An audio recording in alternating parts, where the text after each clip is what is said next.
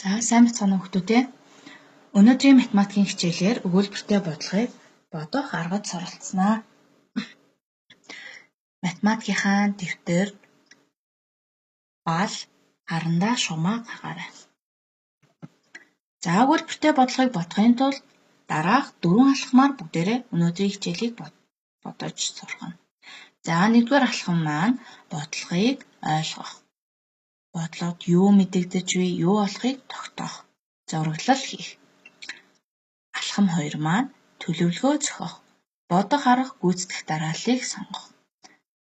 3-р алхам маань төлөвлөгөөгөө биелүүлэх. Дарааллын дагуу бодох, хариу гаргах, бодсноо тайлбарлах. Алхам 4 маань бодолтоо шалгах, хариугаа шалгах, өөр ямар аргаар бодохыг тайлбарлах.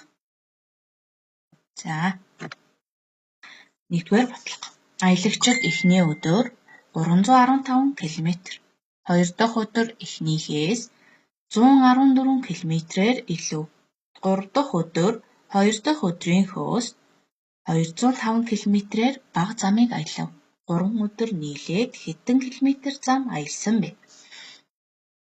За өгүүлбэрийг уншаад хамгийн түрүүнд зураглал хий. За эхний өдөр 315 км. За бүгдээрээ хэсчмээ харгаад зураглалаа хийцгээе. За 2 дахь өдөр эхний өдрийнхөөс 114 км-ээр илүү.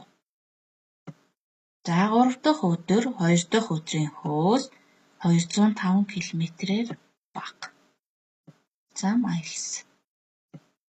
3 өдөр нийт хэдэн километр зам аялсан бэ? За ингээд бүгдээрээ зураглалаа хийчихлээ. Зураглалаа бас сайн ажиглаж яаж бодох талаар бас ажиглаарай хүүхдүүд. За бодолтоо хийцгээе. 2 дахь өдөр хэдэн километр зам аялсан бэ? За 2 дахь өдөр эхний өдрийнхөөс 114 км-ээр илүү гэхээр яах вэ хүүхдүүдээ? Нэмэж өгнө. За тэгвэл нэмээд 429 км.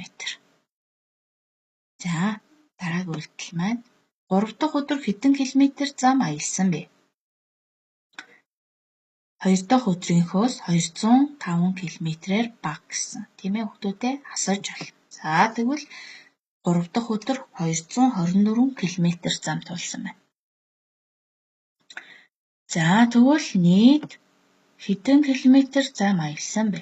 Эхний өдөр 315, дараагийн өдөр 429, 3 дахь өдөр 224. Тэгэхээр нийт 968 км замыг аялсан байх нэ. За ингээд бодолтоо хийгээд дууслаа хүүхдүүдээ. За эхнээс нь бодолтоо шалгаарай. Зөв бодчихоо, буруу бодчихоо гэд. За тэгээд өөр ямар аргаар бодож болох талаар бас бодоод дэвтэртээ нэмэлтээр бодож олно шүү хүүхдүүдээ. За 2 дахь бодлого. 3 анги нийлээд 2000 м зам цэвэрлэх ёстой байлаа. Эхний анги 670 м. Дараагийн анги эхний ангиас 140 м-ээр илүү зам цэвэрлэж үлдсэн замыг сүүлийн анги цэвэрлэх бол. Сүүлийн анги хэдэн метр зам цэвэрлсэн бэ? За хамгийн түрүүнд бүгдээрээ зураглалаа хийцгээе. Нийт 3 анги 2000 м зам цэвэрлэх ёстой. Эхний анги нь 670 м-ийг, дараагийн анги нь эхний ангиас 140 м-ээр илүү зам цэвэрлсэн. За тэгвэл сүүлийн анги маань мэдэгдэхгүй байна. За тэгвэл одоо бодолтоо хийцгээе бүгдээрээ. 2 дахь анги хэдэн метр зам цэвэрлсэн бэ? 670 м-ээс 140 м-аар илүү гэсэн. Тэгвэл яаж болох вэ хүүхдүүдээ? Нэмэж болно. За тэгвэл 2 дахь анги 810 м зам цэвэрлсэн байна. За дараагийн бодолт маань эхний 2 анги нийлээд хэдэн метр зам цэвэрлсэн бэ? Эхний анги маань 670 м, хоёр дахь анги маань 810 м. Тэгвэл энэ хоёр маань 1480 м зам нийт цэвэрлсэн баг. За тэгвэл одоо хамгийн сүүлийн анги маань хэдэн метр зам цэвэрлсэн бэ гэдгийг олохын тулд яаж бодох вэ хүүхдүүд ээ? Хамгийн эхлээд нийт 2000 м зам цэвэрлэх ёстой байснаас 1480 м замыг цэвэрлсэн. За тэгвэл хасаж зүй. За тэгвэл сүүлийн анги маань 520 м зам цэвэрлсэн байх нэ гэд ингээд хоёр дахь бодлого маань бодогдож дууслаа. Бүгдээрээ хариугаа шалгаарай. Өөр ямар аргаар бодож болох вэ? Бас тэмдэртэй бодоорой. За 3 дахь бодлого. Номын дэлгүүр эхний өдөр 300 ном. Хоёр дахь өдөр 120-оор бага.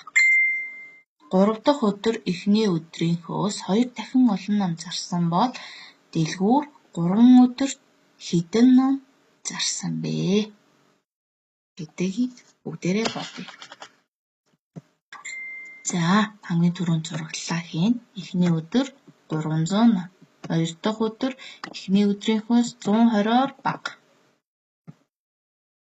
3 дахь өдөр эхний өдрийнхөөс 2 дахин их.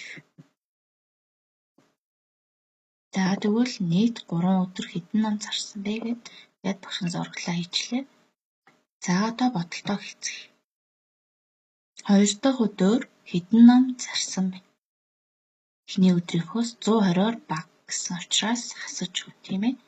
За 180 ном зарсан байх нь шүү дээ. За 3 дахь өдөр эхний өдрийнхөөс 2 дахин их гэсэн учраас бүгдээрээ үржиж өгнө. За 600 зарсан байна. 3 өдөр бүгд хэдэн ном зарсан бэ?